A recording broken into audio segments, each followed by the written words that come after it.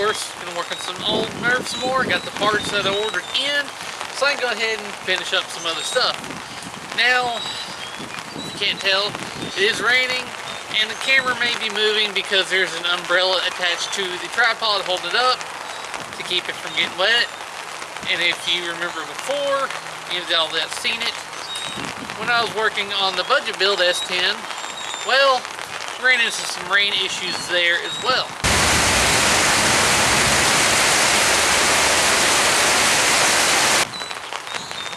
But you know what?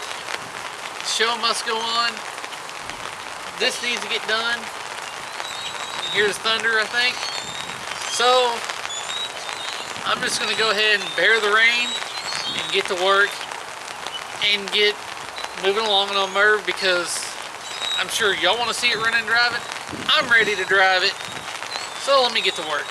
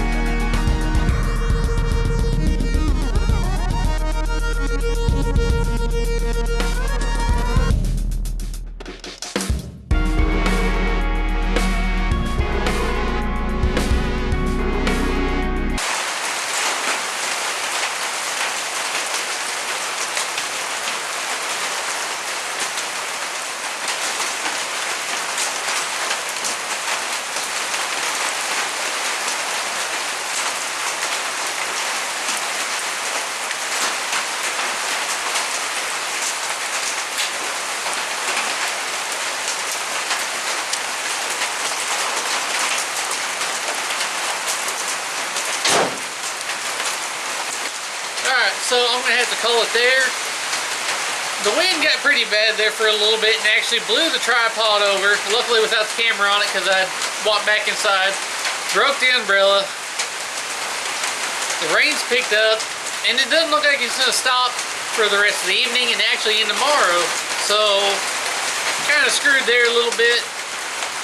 But basically I did get to put on every single part I ordered for Merv, which is a huge plus. We got the brake booster with the filter attached, upper and lower radiator hoses, the other electric fan, which I believe was rated somewhere around 1100 CFM alone. If I'm not mistaken, I should have somewhere between 1800 to 2000 CFM on those two fans minimum. That's good. I'm trying to remember what the other fan was. I won't say it was an 800. Can't remember, it's been a while since I ordered it. And it's actually from another project I used temporarily and took back off. Though hopefully, especially with that radiator, should be enough to keep Merv cool. Obviously I moved the relay over to the other side because I figured out a better, nicer, neater way to route everything, which I think will look better. I went ahead and went from the intake to the radiator. You saw with this coolant hose.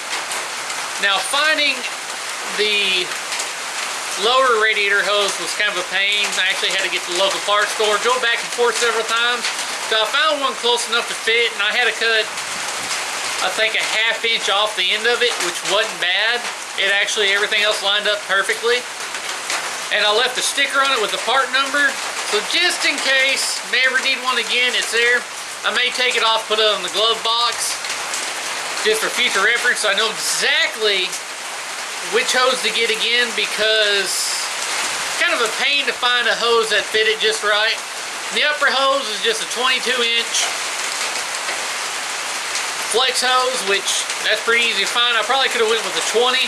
I started off with a 17, and that just was not, that's too short, even though I measured it out.